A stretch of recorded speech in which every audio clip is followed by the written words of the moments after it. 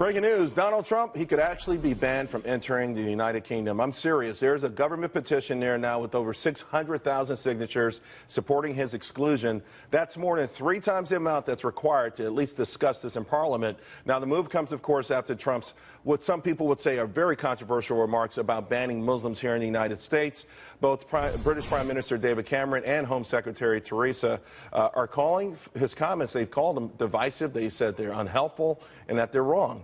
Joining me now, Todd Starnes, Fox News radio host, Charlie Kirk, Point U.S.A. founder and executive director, Gina Loudon, conservative columnist, and back with me, Tammy Bruce. Gina, let me start with you. I mean, it's inconceivable that this would actually go through, but you know what, 600,000 signatures, well above the needed amount to at least present it before Parliament. Yeah, the irony here, Charles, is delicious, isn't it? I mean, they're not concerned about those who've declared war on them and said they're going to kill them. Instead, they're going after a perfectly harmless American presidential candidate who's never threatened to kill anyone.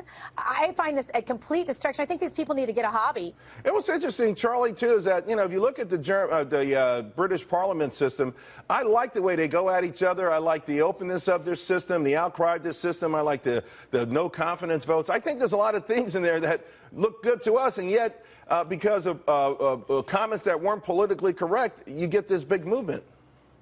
Yeah, you hit it right on the head. I mean, this is the direction that the America's heading. I mean, what an astonishing, you know, remark to say that we disagree with somebody or we think that they're so politically out of the norm that we must ban them from coming to our country. I mean, it's just so out of the main way of thinking, and this is the way that the West is going. It's one of politically correct. We must be careful what we can and cannot say. And this is not just a little fad. I mean, almost 500,000 people signed this, and then Parliament has to take it seriously. I mean, it's so intolerant to think of that you can't even tolerate other people's opinions, and this is just another move of the traditional collectivist left, and this, unfortunately, this is the direction America is heading if we do not change course. Well, it certainly is the direction, Todd, and it's also, I think, what's up for 2016. I think we're at the fork in the road, and we're going to decide if we want to go further down this welfare utopia of fairness, political correctness, and bankruptcy, moral and otherwise. Yeah. Well, look, Charles, I think we need to put this in perspective. This is a country that's given us boy bands and bad food.